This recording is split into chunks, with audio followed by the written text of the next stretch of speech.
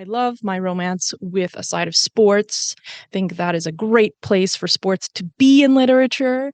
So, welcome to Keep It Fictional, a weekly podcast for book lovers by book lovers.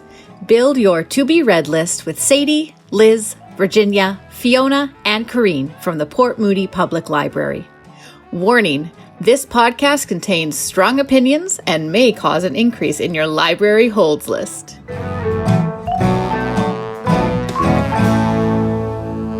Hello, welcome back to another episode of Keep It Fictional. This is part 2 of our top 5 books in 2022. So we reviewed our number 4 and number 5 picks last week. So today we're going to tell you the rest of our picks, our top 3. So I am very excited to find out what's on everybody's list.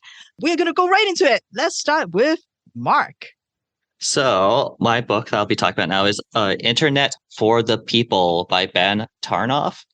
So in this book, the tech writer Ben Tarnoff explores how the internet has developed from its inception in the 1970s through military and government science projects to the 1990s and the beginning of internet privatization to the present of social media and dominated consumption spaces that make the internet, in Tarnoff's words, basically just a giant online mall. Tarnoff gives a summary of some of the ills of the modern internet that we've probably heard a few times before about data, surveillance, extremist content on social media, and related issues. But Tarnoff is quick to point out that things didn't have to be this way and don't have to be this way in the future if people collectively begin to demand changes to the way the internet's infrastructure is developed and owned. The present is a result of deliberate decisions made by government officials to essentially sell off the government stake in the internet to private companies and business executives to allow private control of key internet infrastructure, to allow collecting of data in an unrestricted manner, tolerance of hateful speech, so long as it's profitable for large corporations to allow it. Tarnoff points to solutions in a less centralized and more distributed form of control, drawing on examples of locally owned utility cooperatives and civic organizations like libraries to decentralize social media platforms like Mastodon, which you may have heard about a lot more in the media recently, especially in relation to things like Twitter and these other large social media alternatives, where the network isn't controlled by a single company and a motive to profit doesn't come to dominate management and content moderation's decisions. As this could be a way forward for a better internet that is accountable to people and not profits. For example, in like a network like Mastodon, it's controlled by a large number of people that can essentially set their own sets of rules. They can create a federated network of resources that don't have to be controlled by one specific person who likes to tweet his thoughts at any given moment. So in this way, Tarnoff seeks to change the question from how can we have a healthy, privately owned internet to what is the internet we want and where does pro-market mentality get in the way of this? So if you've been hearing a lot about the problems with social media sites, big cable companies, or other major shopping and advertisement companies that not only operate but dominate the online world, then you may be interested in hearing Tarnoff's assessment of what we can do to start to change how these things work, rather than simply mitigate or limit the damage from some of the most egregious harms of internet privatization and market concentration. Then you may also like to read Internet for the People. Thank you, Mark. Thank you for bringing some nonfiction to the Keep It Fictional podcast. It's excellent. All right, Corrine, what are we bringing to the Keep It Fictional podcast today? We are bringing a book that is described as surreal and absurdist, 2 words that I absolutely hate when describing fiction, and yet somehow has wheedled its way into my 3rd place. This is a book that I have talked about on the podcast before. It is Emi Yagi's Diary of a Void, a novel translated by David Boyd and Lucy North. This is the story of Miss Shiobata, who goes from an overtly sexist workplace to a subtly sexist workplace, where she is expected, because she's the only woman in the office, to do all the photocopying for people, to go around and share the snacks to everyone at their desks, and to make coffee for every meeting. One day when she is asked to clean up the conference room after someone else has had a meeting and get rid of all the stale, gross coffee cups, she declines because, my morning sickness. I can't because I'm pregnant. All of a sudden, everything changes. She is told to go home early and take a rest. All of a sudden, they can kind of clean up the conference table themselves. She gets access to a whole bunch of more health benefits. She can leave on time. No more overtime for the pregnant lady. And miraculously, all the men in the office have suddenly learned how to make coffee. Who'd have thought? The only problem is that Miss Shibata is not pregnant at all. This is a fascinating, funny, sly, smart look at workplace sexism. Is a look of feminism. It is like a searing also view of motherhood, which I didn't see coming, but is also there, about emotional labor. It's a multi-layered, extremely funny, extremely weird book. Is she really pregnant or is she not? And is she really going to have a baby that's imaginary or not? I don't know. I really don't know. But I love it. And so this did take my top 3. It's a book that I think about constantly. And I can actually recommend this to most people, even though it's a little weird, it's a little surreal and absurdist, but I think that it is well worth picking up. So this is my top 3 pick. Thank you, Miss Corrine. Every time I listen to you talk about this book, it's like, yeah, I got to read it because it feels like it's going to be a really fun one. It's very fun. It's very, I mean, I don't know if it's weird enough for you. Is there anything? Well, guess what? My number 3 pick is one of these things is not like the other pick because it has no weirdness, I don't think. No spaceship, no aliens, no magic, no ghosts, no hauntings, no cannibals. But yet, just like you said, it is number 3 on my list. And it is entirely because of the main character. It is the most unforgettable characters that I have read this year. So write this down. Kara Romero wants to work. This is a story of 56-year-old Kara who thinks she will be working in the lamp factory forever and ever. But the factory up and left moved to Costa Rica. So now she is unemployed. And after 2 years of getting checks from El Obama, she has enrolled herself in a job assistant program. So for 12 weeks, she's in this senior workforce program at the employment center where they're going to try to assess her skills, her experience, and try to find jobs that fit her, that will work for her. And because she has not applied for a job in 2 decades, this is also a chance to get her prepared for those job interviews, to help her fill out those applications. But during these 12 sessions, well, good luck to that job counselor who's trying to get Kara on topic and to get her to actually talk about work, because through these 12 sessions, Kara wants to talk about her life. She is so busy unloading everything about her life. And so we get all her woes, her problems in relationships, her financial problems, everything. From first fleeing from the Dominican Republic to the States because she thinks her husband wants to kill her, to relationship with her son, who is now estranged, to her quarrels with her sister, Angela, because Kara has certain point of views about how she should parent her kids, especially when she babysits them, to a rapidly gentrifying Washington Heights neighborhood where she lives in an apartment building where the landlord is trying to drive all the old tenants out so that they can rent it out to new people at a higher rate. Her life with her best friend Lulu. Together, they like to watch the lobby security camera to keep tabs of who comes and goes in the building. To her elderly neighbor, she tries to take care of La Vieja, Caridad, and all the things that she does for people in the apartment that they don't seem to notice or acknowledge. To, of course, her maybe correspondence with Alicia, the psychic, an online scammer, maybe, who gives her advice on what she should do. This is a story about life as an immigrant. And as she said, with limited resources, limited financial means, limited ways to upgrade herself. And she come to this country, she said, it's like a fisherman with fast hands on the beach, which show you the big fat fish. But when he cooks it, he says that it has shrunk. It is just the best character, this busybody, this definitely oversharing kind of character. You learn everything about her, and it's not like a perfect character, definitely, because there's a lot of flaws to her, and she is, having a lot of maybe some regrets, and a lot of secrets, a lot of struggles. And one of the best thing about the books is while you kind of listen to her story, you also get these at the end of each chapter, you get sort of the job applications, or sometimes forms that she has to fill out, or the rent notices, and it's just the most hilarious thing. She was trying to fill out this employment form, and so she said, what is the job title? Previous employment, what is the job title? Well, whatever jobs need to get done. Supervisor's name, well, the good one or the bad one? And then it's what hours are you available to work? all the hours, all the shifts, except, between 8 and 9, because I have to watch TV, not before 7, because, I need to sleep. After 10 at night, I'm not so good. On Sundays, I like to clean, do laundry, visit Angela and Hernan and the children. And I have to come home by 5 so that I can make dinner. But otherwise, yes, I am available for all the hours. And then, when it asks for a personal reference, she'll be like, well, I would put my sister Angela, but I can't predict what she's going to say about me. When asked, have you ever committed a criminal offense? And she said, well, it depends. So, because we're not the caseworker who have to go through all the stories, I'm sure it's exhausting. This is just such a wonderful, wonderful tale.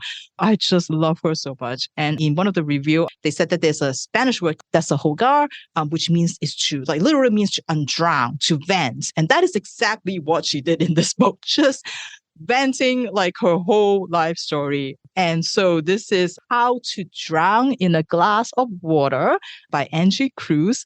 And Fiona, I heard that the audiobook is an absolute standout.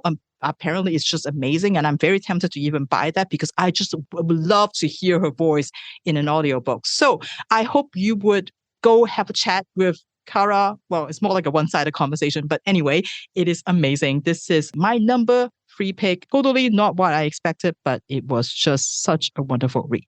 Yeah, that actually kind of sounds like a Fiona book, Virginia. I will definitely check that out on audiobook. It could be, especially in the audiobook form. Mm-hmm. I think it would be really fun. I think her voice is going to be so good. So, Fiona, what is your pick? So for my number 3 pick, I actually had read this one for our read a book in a genre you don't usually read.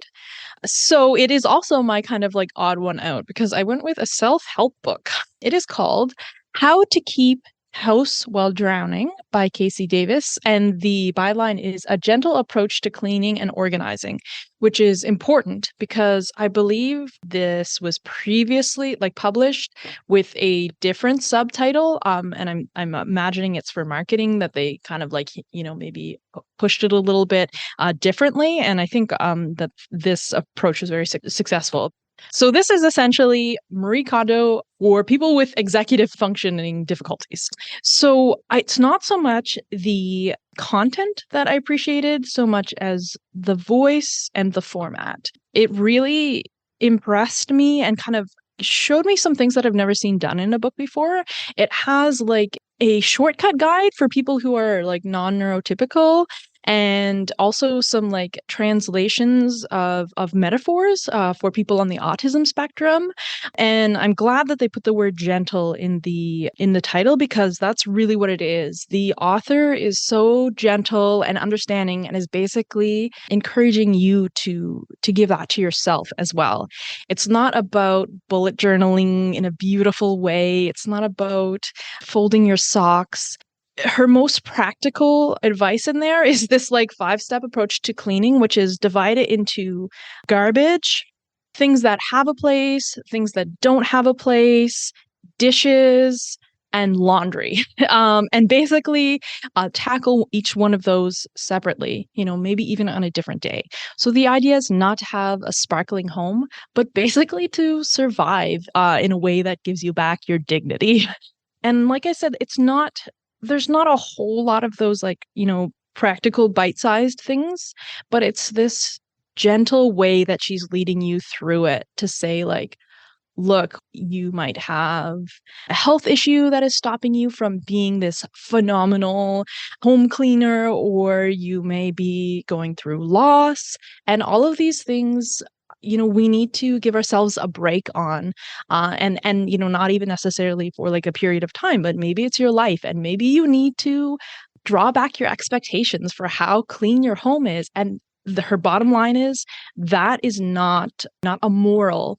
It has nothing to do with morality. You can be messy and moral. They are entirely unrelated things. And sort of breaking down this societal expectation that you can't be a good person if you're a messy person.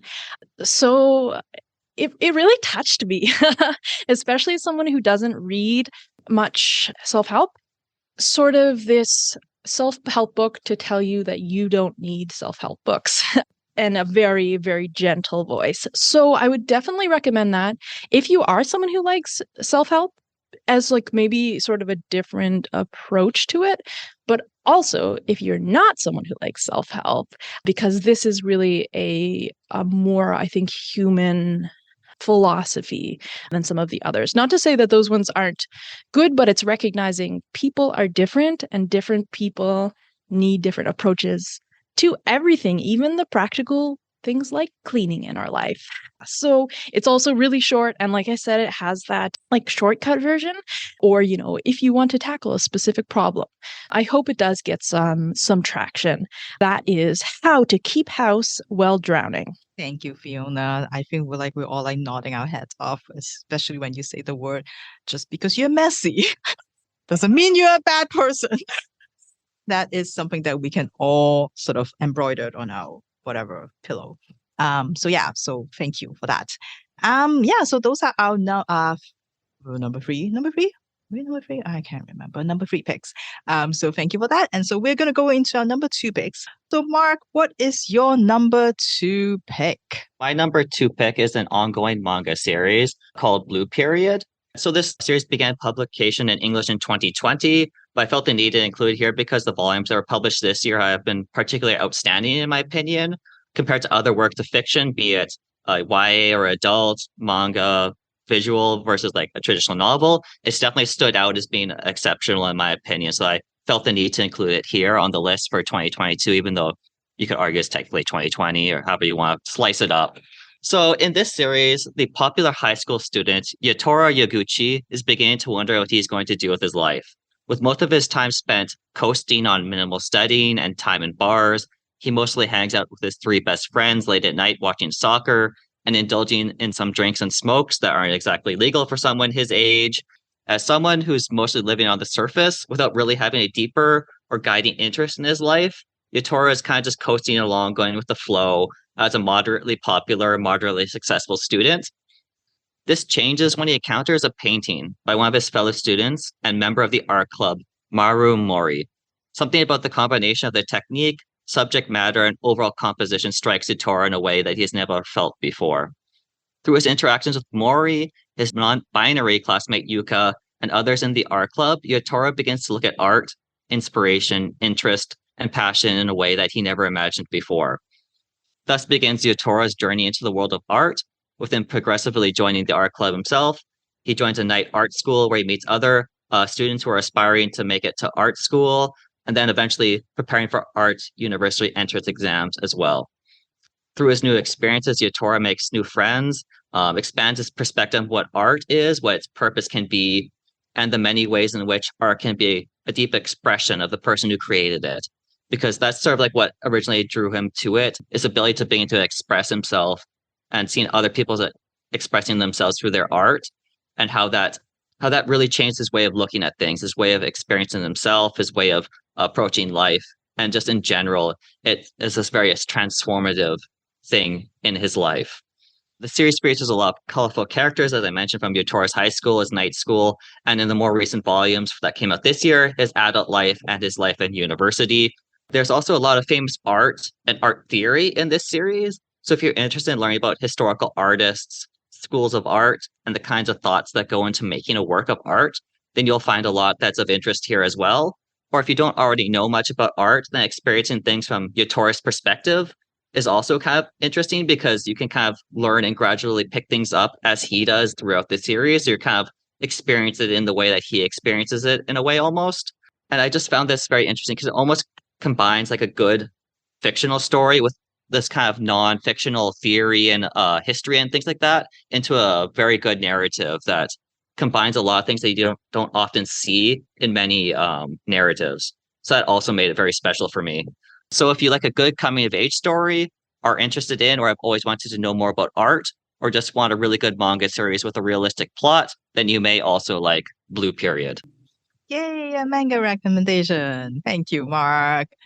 All right. Okay. So, Miss Corinne, what is on your number 2 spot? All right. For my number 2, I feel like Liz would be really proud of me because I actually read and enjoyed one of my most anticipated books of the season. After giving her a tremendous amount of grief for not reading a book that she talked about, and then I realized that I was actually the hypocrite and never read the books that I was going to read, I decided to go back and pick up one that I had talked about in the most anticipated of the fall and ended up loving it. And it makes sense as to why I chose this book to read, is because it has all the things I like: romance, demons, noir, emotion. So this is a historical romance fantasy noir by Canadian author C.L. Polk, whose previous book, Witchmark, was up for CBC Canada Reads, which I thought was a bold choice. This is their newest novella. My number 2 pick for the year is Even Though I Knew the End. And this is about Elena Brandt, a warlock in kind of like Chicago during the time where there are a lot of private gumshoes, made a deal with the devil 10 years ago. So her number was up. She was in it. Her family was in a car accident, and she was the sole survivor, but she was unwilling to accept this fate. And so she dragged herself to the crossroads, summoned a demon, and made a deal. In return for her brother's life, she would give up her soul. Now, the demon is not unreasonable. The demon is not a monster. The demon gives her 10 years to go and do what she wants. And then they will call in their chip. And Elena, kind of bereft at the loss of her family, decides to take that offer. However, her brother, who is also a warlock and member of the Brotherhood, is not thrilled with that because she's now the enemy. She is a soulless operator. And he essentially disowns her, leaving her all on her lonesome, cast out of the society of, they're called Auspecs, who are kind of magicians. But she decides to kind of take up life as a bitter, grizzled private eye. However, these 10 years haven't actually been that bad. She has fallen in love with Edith Jarowski, and together they live and they are planning a future together. However, Elena knows that those days are numbered. And in fact, the number is 3. She has 3 days left before she is sent to hell forever. However, there is a little glimmer of hope because, of course, a dame walks into the office with an offer that she can't refuse. If Elena can track down the White City vampire who is terrorizing and killing their way across Chicago, the demon will give her soul back. However, this case is, of course, not what it seems, and Elena might have bitten off more than she can chew. This is a delightful, sapphic romance, history, gumshoe, private eye, LA Confidential type story. It is right up my alley. And I really, really enjoyed the way that C.L. Polk just was like, oh, you want tropes? Here, have them all. Have all of them. Have every single one you want. It was a buffet of tropes and I ate it up. So this is my number 2 book, Even Though I Knew the End. Thank you, Miss Corrine. It's great when they deliver, right? It's great when they deliver. I feel like all of my picks this year have been people who are like, this is what I'm going to do. And then they do it. And every book that I have not enjoyed, I think we were talking a little bit earlier about how we felt like this wasn't a great reading year for some of us, and that a lot of the books just didn't fulfill the promise that they had, or they were just kind of mediocre with a great concept. And so kind of like what ended up being on my list was all these books that had maybe not like the most unique concept, but what they had, they nailed. What a perfect segue. Thank you for that perfect segue for my book, because you're absolutely right. There are some authors that I love so much. And then I was looking so forward to the new books. And then I'm like, what happened? What happened? But this, on my number 2 pick, is an author that did not disappoint. I love his debut novel, and I was so excited when I know that the new book is coming out, and it was on one of my most anticipated episodes. And it not just not disappointed, completely exceeded my expectation, unlike others. And I have very, very high hopes for him. So I am so happy that this turns out to be an amazing read. It is Simon Jimenez, The Spear Cuts Through Water. On the surface, it feels very much like a epic fantasy that you might have heard before, right? You have the moon and the water, they falling in love, they long to be with each other. But when someone came along to free the moon, instead of taking her to the water, they decided to imprison her and to steal her power. And so we have the moon throne kingdom ruled by a tyrant and his three sons, the three terrors. And so for centuries, they are oppressing everybody in the kingdom for their own good. With this goddess imprisoned, the goddess also is their mother. The moon is dying. It's a fragile body. And she managed to convince a grandson of hers, June, who is in charge of guarding her, and a favorite son of one of the Terra, to free her because she knows that June is haunted by all the cruel things that he has to do for his father. And so they manage to escape and team up very reluctantly with a one-armed warrior named Kima, who has his own quest to go. He has been entrusted with a spear by his general that he's supposed to go take to his family.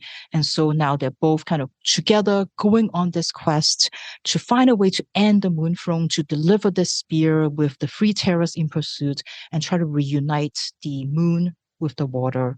And June and Kima started off, of course, like not trusting each other, especially because June is one of the Terra Sun. But eventually, of course, they learn to rely on each other. They fall in love. And yes, it is a relationship story. It got romance in it, but it's okay because Simon Jimenez is writing it and it is amazing. And all of this happens in 5 days. So it sounds like if you read epic fantasy, it sounds kind of a familiar story, but I promise you this is unlike any epic fantasy you have ever read before. And it's all about the form and the structure of the story. It is sort of this shifting from point of view, including a second person point of view, which is done so well. There's a you in this story, and you are listening to and remembering the stories that your Lola, which is grandmother in Tagalog, tell you about the old countries. And you gather that this you is sort of living in another country right now with their own struggles as an immigrant.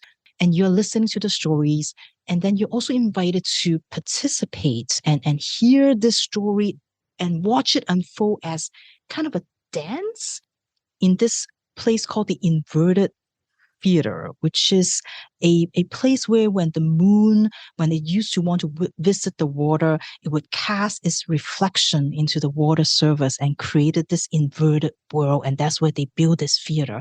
And that's where you are kind of transported to go watch it.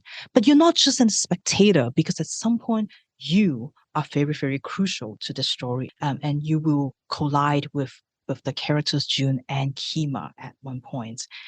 Throughout the story, you hear snippets of everybody's stories around you.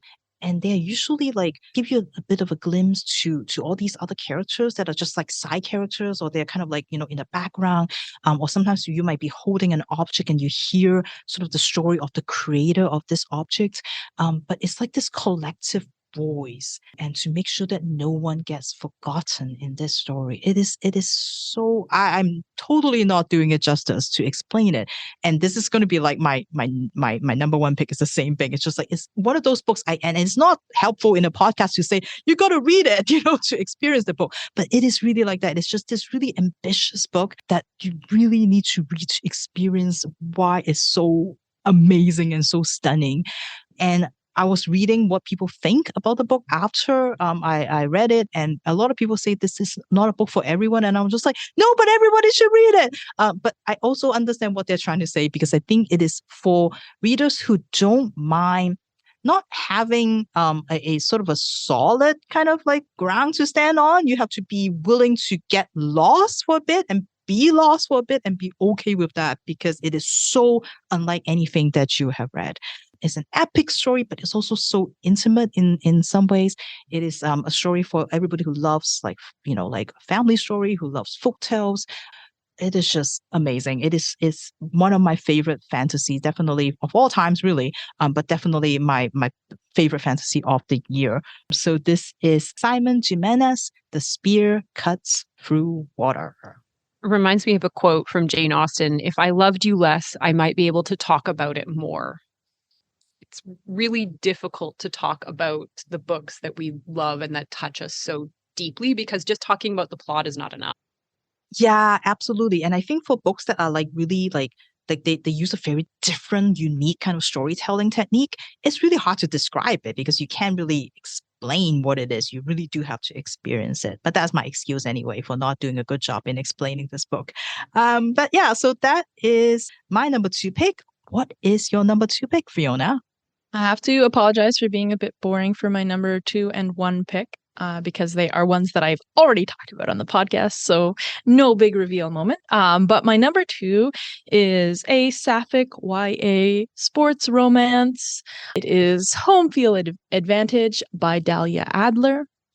Basically, we've got the high school cheerleading junior, I think that's like grade 11, right? Who wants to be the captain the next year. And then the high school football captain has previously died in a car accident. The whole school's really broken up about it. But to be honest, they were a pretty bad team, and he was not a very nice guy. So a lot of the sort of like, oh, Robbie was so great, we miss him, is really not that honest. So when a new captain is illegally scouted, a new not just captain but also a quarterback, the one who throws the ball, the scenario is already precarious at best. However, the fact that she is a girl does not go over well with the team. Of course, a romance ensues between the cheerleader and the new football quarterback. And what I think really brought it over the top from just a, fun romance that was hitting some of the points that I enjoy was this discussion of patriarchy in sports. And yeah, these sort of powerful characters who are reluctantly but ultimately willing to fight for what's important to them against these sort of societal norms. So I don't really think of myself as a romance reader.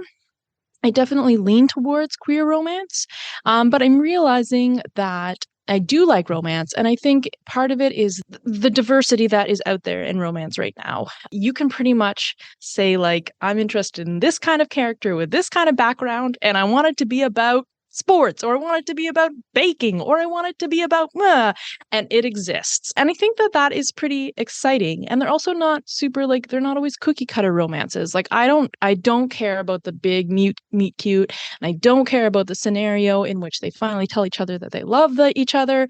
I care about those like moments where they get to meet each other's families or share each other's interests or back each other in a difficult situation. Those are kind of what makes my heart flutter.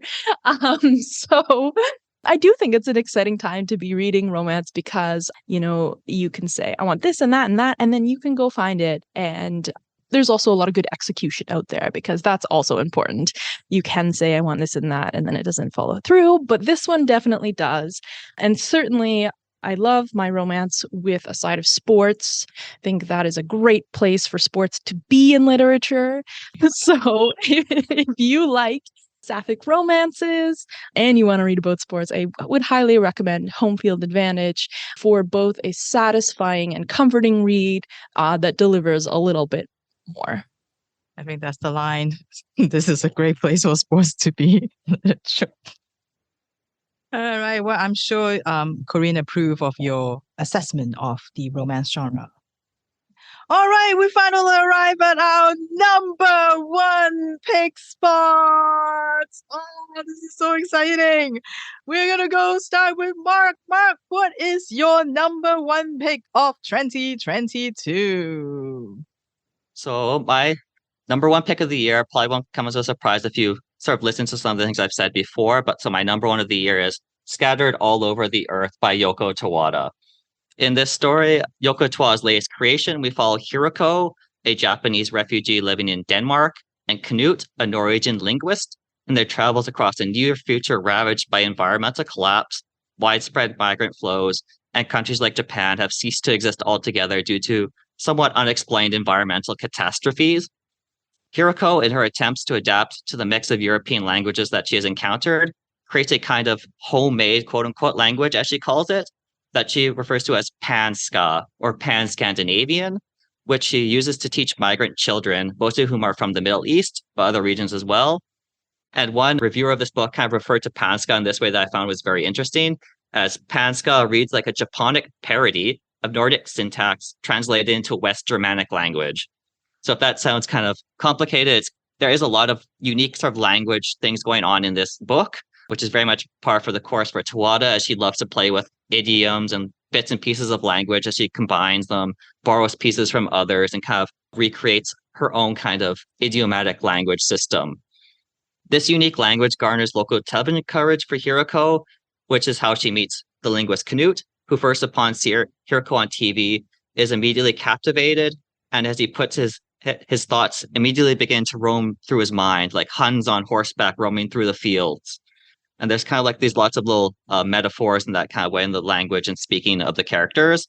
Determined to find other Japanese language speakers for Hiroko to converse with, Hiroko and Knut set out on a trip that takes them to various countries in Europe on a kind of picaresque journey where they meet an assorted cast of colorful characters, including Nora, a cultural heritage worker from Germany who works at the birthplace of Karl Marx, Akash, a transgender woman from India, whose identity is influenced by both Indian and Western ideas of gender identity, Nanook, an Inuk man from Greenland who fiercely defends the rights of his indigenous and Inuit people to maintain their own cultural and identity.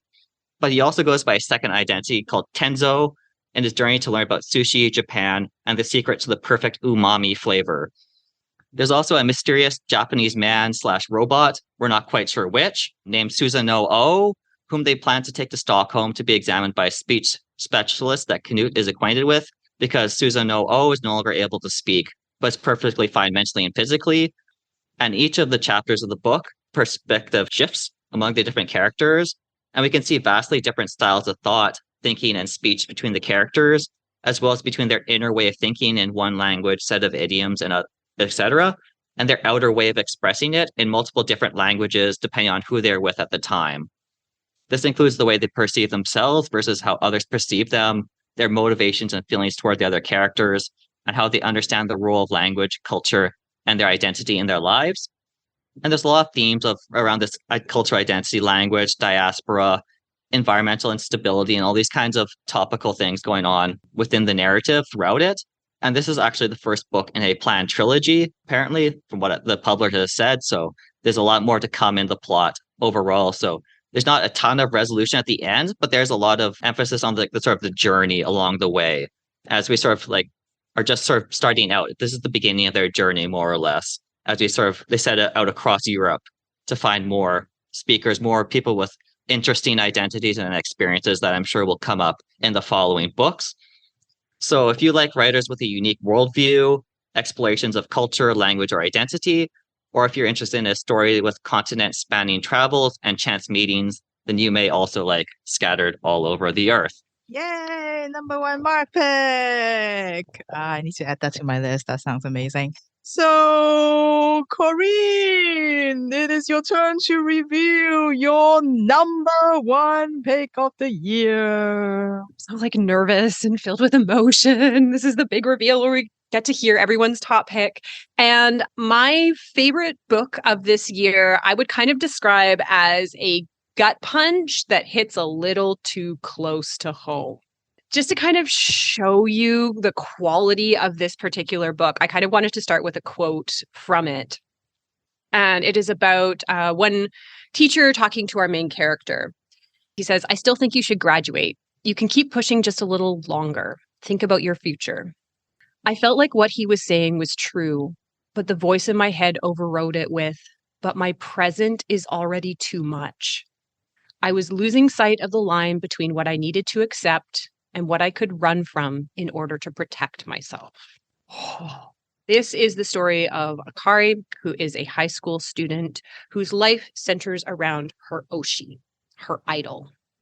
Her life is completely centered around Masaki Ueno, who is part of the J-pop group Masa Masa. He is her life raft because in every other aspect, Akari is drowning. Her real life is too much. She has what is not really articulated, but a learning disability of some sort. It's kind of hinted at that she might have, she might be dyslexic.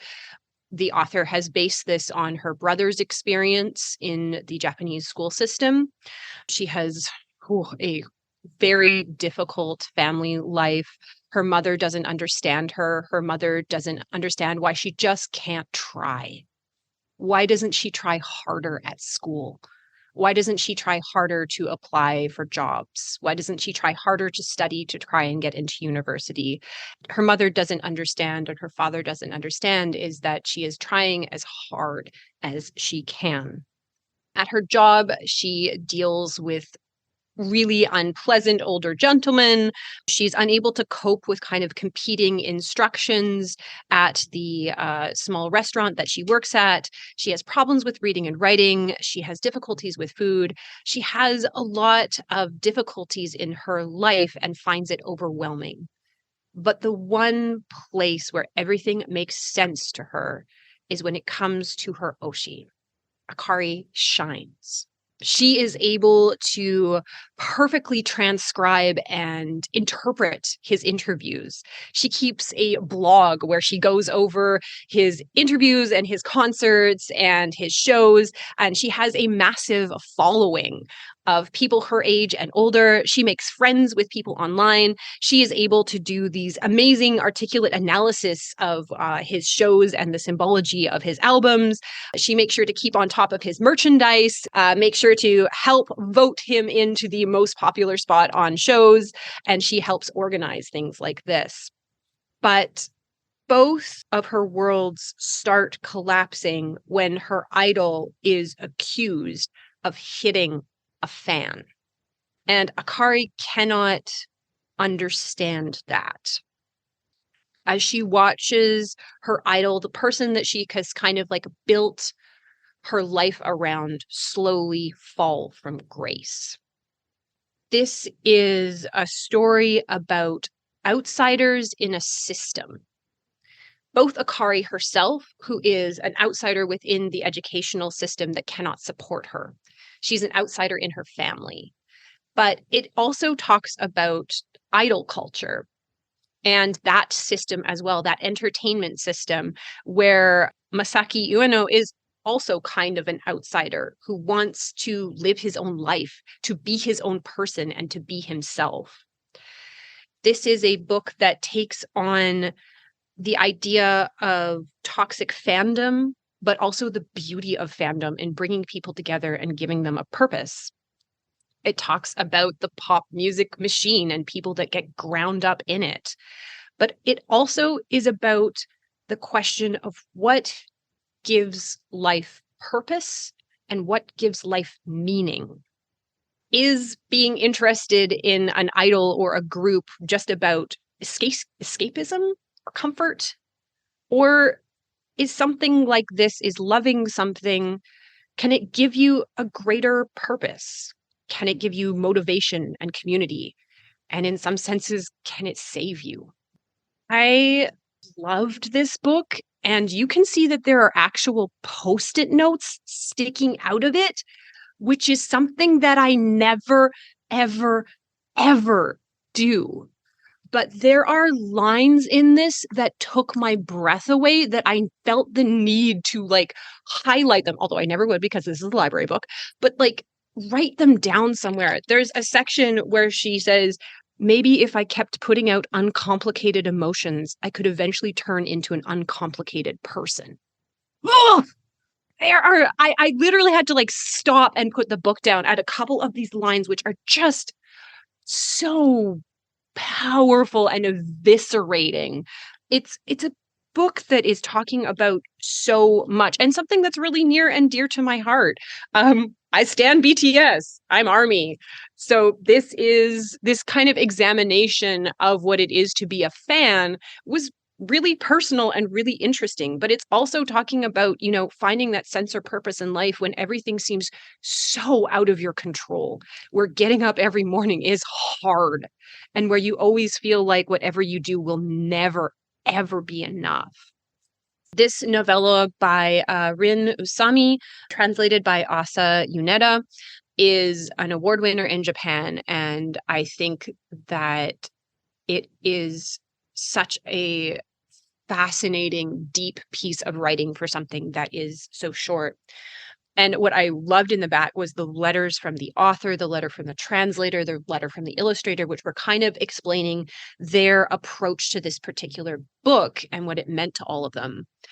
This book is my number one pick of the year, and I think it's one that I will return to and maybe buy my own copy so I can highlight things, although I never highlight things, so I'm going to get more Post-it notes, which is a perfect excuse for me, is Idle Burning. And I actually wanted to end it with a quote from my idol group, BTS, from Suga and RM, that says, "I think being a fan of something is really important in living. I call this living with passion or love. Those who have love and those who don't have different qualities of life." And that is my number one pick of the year, Idle Burning. Thank you, Miss Corinne. That is, I can tell, a very personal book for you. But it's amazing. I think if people are not familiar with sort of that like you said, the pop machine in some of those countries are like, so thank you for sharing that. I think that's going to go up on, I think, a few of probably on a reading list, because I think that sounds amazing. I didn't even know that we have it at our library. And I might be the one who ordered it. No, adults, kids. Oh no, you sure did. It was going to be on my best or my most anticipated list, but I was like, oh, maybe this is a little bit too personal. But you definitely ordered it, so thank you. Okay. All right, you're welcome. Just for you, apparently. I can't remember. All right, so I will go for my number one pick, which I think is also in some ways like a very personal book. I think sometimes, when we pick it's all very artificial numbers, right? But I think a lot of times it's because it just land on your lap at the right timing. And I think that really makes a difference. And I think that's, because all my picks are great, all everybody's picks are great, right? But I think number one, because it just captures you in just the right time. This is a book I read during the summer, and I'm already like, yeah, this is number one. This is going to be number one. So whatever books that I read afterwards doesn't matter. This is going to be number one. And like I said, very much like my number two book is it's the form, it's the structure, it's the writing that is just so amazing. And that's what makes it special. So, even if giving a summary, sometimes it's almost like doing a disservice because I can't explain how wonderful it is. It's actually a book that I never intended to read at all. I remember looking at the cover when I was browsing through books that are coming out. I'm like, okay, that's interesting. That's an interesting cover. And then I saw the name of the book. I'm like, okay, well, that's a bold combination. And so I didn't really think much of it until I read Ron Chow's review in the Washington Post. And I think there's a couple people online that I feel like this year, especially, I think after I discovered his review of With Teeth by Chris and Annette that we talk about on the parenting episode, where he said, this is a book you want to give to someone if you hate them in the baby shower. And then I just feel like I just decided to, maybe I need to pay attention to his reviews. And he's great, in a lot of things that he said.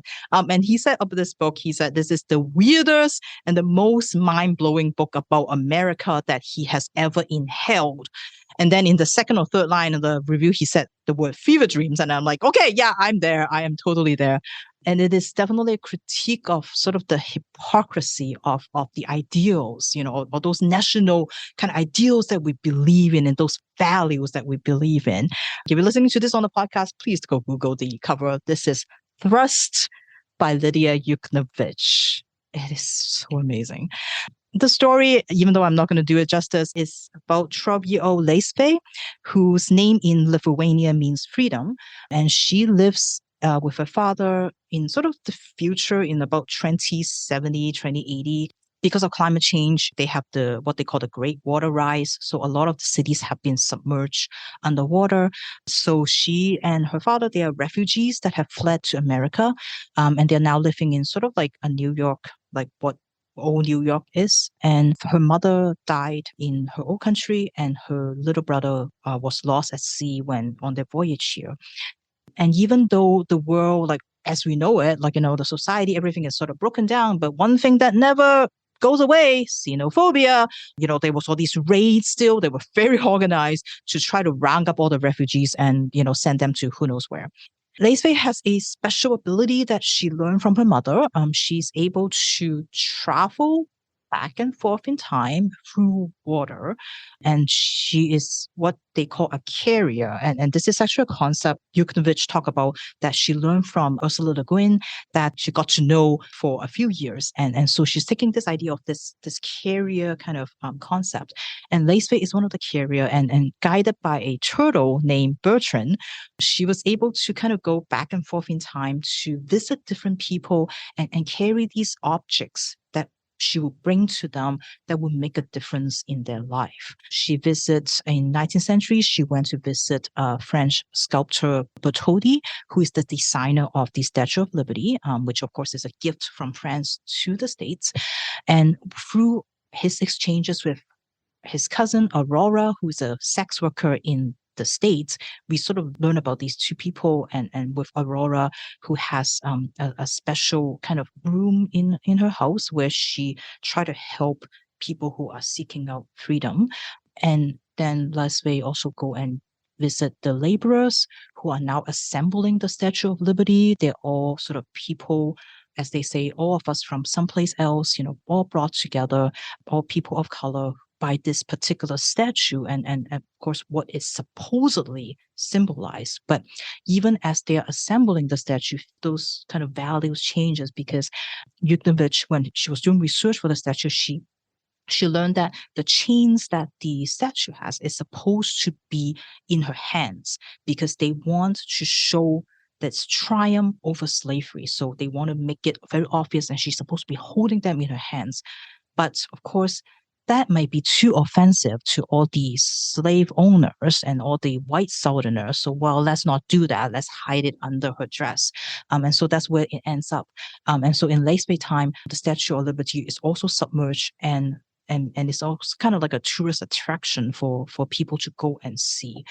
And after Yuknavitch learned about this, and she wanted to sort of take this and write a story about it, about what these so-called values, these national values in America, and how they are really, in some ways, they are only being kept alive by people who are sacrificed themselves for this.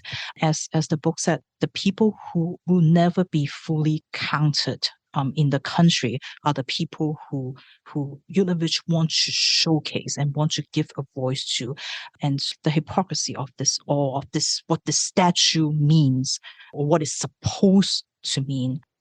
Learning about Yuknavitch, reading from her like interviews, or on her author visits, and getting to know more of her philosophy, her beliefs, her perspectives in life. Like I can't wait to dive back into the book, because it's so complicated of a book that I feel like I'm missing a lot of things.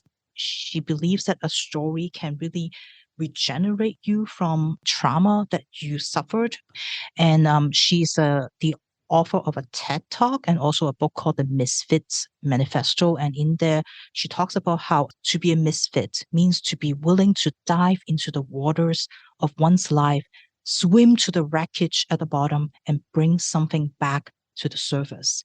And that is something that this book really talks about and really touches on. And it's the symbol of like sort of water in this book, where there's really no beginning to end. And that's kind of like this book. If you're looking for like a linear story, this is not it. It goes everywhere, but it's like water, right? Like there's no beginning to end to it. She's also very much interested in bodies, and with Statue of Liberty arriving basically in pieces because it's so big that they have to assemble together. And she believes that our bodies, we all carry stories of everybody, and how we collectively hold things together. There's more and more things that I read about her, what she thinks about history. Of course, like she's really not concerned about it, because, history is really just another story told by the people in power. And so there's a lot of things that she believes in that I think really shows through in this book. I definitely need to do a reread with all that in mind. It is such a wonderful book, and it's just beautiful writing. And I think like Corinne's book is personal, because even though it's so different in tone and in style, it gives me the same feeling as I was reading Interior Chinatown by Charles Yu, because I feel like as an immigrant, this is sort of like it gives me the permission to kind of reflect on what it means, to be living in a country where they will never think of you as a Canadian. When they picture a Canadian, it is not you. And what that means, when you're living in a country that constantly tells you that you're not really, you don't belong. And it's literature that enable us to kind of really think about it and all these different ideas. It's such a complex book, and it's so beautiful, and it's just stunning. It's visionary. There's so many ideas in this book that just like completely mind-blowing for me. So yeah, I'm so glad that I picked this up. I don't think I would have picked it up because of the cover at first. But this is Trust by Lidia Yuknavitch. All right, so that is my number one pick. So we have one more to go. Fiona, what is your top favorite book of the year? Thanks, Virginia. I feel like my book might be a good foil against yours, because I have chosen a very linear book, and I feel like it's not super personal for me in content, but maybe more so in format, because I feel like, I like a lot of I think this book is, somebody called it, I don't know, like sprawling or something like that, like epic. And I think I need those kind of books to center me, those things that last over a long time, often about family or about one person, just sort of to give you a reminder of of the passage of time. And I think especially during, after the pandemic that we've gone through, of just remembering, time is long. And so this book actually does begin in the 1920 pandemic and spans all the way to the present pandemic. It is Violeta by Isabel Allende. Allende is a seasoned author. She's a Peruvian American, and the book is set in an undisclosed South American country. And of course, it follows Violeta, who is born to a family of 5 boys, and she's the first girl, and she's born amidst the turmoil of a pandemic. Early in life, her rich family goes bankrupt. Her father takes his own life, and they have to move to the country to sort of get away from all of this scandal. So there's a lot of reflection on wealth and class, and it's all sort of through Violeta's gaze throughout her life, reflecting on the different places she's held in life, but particularly in terms of the regime in her country, and how her wealth may have contributed to the negative aspects of that. So it's both provides a nice amount of reflection and actual just, gripping and interesting events with interesting characters that are quite episodic, and of course a whole a zany family, which I really enjoyed. She's somewhere in between a lovable and unlovable character, which is nice. She has her flaws. This was the one who, her first husband is the vet, who is just obsessed with like breeding cows. And of course, so he doesn't last very long, and she quickly has an affair with a hunky pilot who kind of lingers in her life for the rest of her life, and is not generally a positive person in her life. She grows up to have children and to do many different jobs, and in some ways at moments she's very self-made, and then other moments relying entirely on her family's wealth and reputation. And just really, kind of hit that family epic stride that I really love. I was thinking this about the other book that you talked about for your top 5, Virginia, of a book centering around an older female character, and how, I don't know, I think it gives value and attention to a demographic who in other formats I think are not always seen. And so to see her whole life, even though she is quite affluent, and don't forget beautiful. Lots of things happen in her life because she's so beautiful. But really getting to appreciate her as a young woman and as an old woman, looking back, I found had a lot of value to it as a narrative. Yeah, so I feel like this is a very satisfying, well-crafted read. And like you've said about some of the other books, both of you have said, ones that sort of what they set out to do, they do it and they do it well. This is definitely one of those. Violeta by Isabel Allende, highly recommended. I feel like it's something that's got an entry point for pretty much everyone. So would recommend that as my number one top 2022 book. I read it early in the year and nothing else really surpassed it. So those are our top 5 picks for each of us. I hope you would add some of those to your list. So now I'm going to ask my book friends, what book in 2022 that you wanted to read but you haven't got to yet, but we have a holiday coming out. What are you going to be reading? Fiona. So I realized I put 87 books on my TBR from 2022. So I feel like I didn't scratch the surface. But one I'm particularly excited for, and I think I talked about like maybe in a preview, is A Minor Chorus by Billy Ray Balcour. I have read his poetry and memoir. I'm pretty sure this is his fiction debut. So really looking forward to that kind of like poetic gut punch that I know that it is going to be. And I think it's one I'll probably actually pick up in print just because it will be, I think it'll be a nice physical read. So that'll be different for me. How about you, Mark? Well, there's quite a lot because I tend to actually read a lot of books from the previous year more so than books from the current year. So there's going to be a ton of books from this year that I'm going to want to read in the future. Just to name a few, Diary of a Void, which Kareen talked about earlier. That book was sort of on my radar before Kareen talked about it, but after she's talked about it, it's definitely one that demands to be read, I think. Another one is Three Streets by Yoko Tawada, who I just talked about a moment ago. They also released a short collection of a few stories of hers by New Directions Publications that I definitely want to get into soon. One book that I mentioned in our most anticipated of the fall was Tatsumi Galaxy by Tomohiko Morimi. That one just recently released, so I haven't had a chance to read it yet. I really want to read that one. And another is A Private Spy by John Le Carré. It's a collection of his letters and kind of correspondences over about 4 or 5 decades. And I'm always been a huge fan of his, so the opportunity to read some of these less public details of his writing would be very interesting as well, I think. Well, thank you, Mark. And Kareen, what's on your reading list this holiday? All right, so I'm waiting for some holds to come in. First one is Ducks by Kate Beaton, which I think is going to destroy me emotionally. And being from Alberta, it's going to be a rough read. So I'm definitely going to read it. I've heard nothing but good things about it. I'm waiting for the hold. Another one that I just got in that I'm also looking forward to is I'm Glad My Mother Is Dead by Jeanette McCurdy, because it's a great title. And I have also heard great things about that. That is a memoir from the child actor who had a very narcissistic mother growing up. And it's kind of like an expose of that kind of like child actor system, which I think would be very interesting. And then there is I think 2 short stories by Osamu Dazai, Early Light, which came out this year, who is the author of The Setting Sun and No Longer Human. Again, it's an old book that's just kind of been translated, but I'm really looking forward to it because those are 2 books of his that I read this year that I really like. So I'm always glad when they're kind of plumbing back into the author's back catalog and bringing new things to light. So those are my 3. For me, I'm hoping to continue on The Haunting of Haji Hotak by Jamujan Kochai.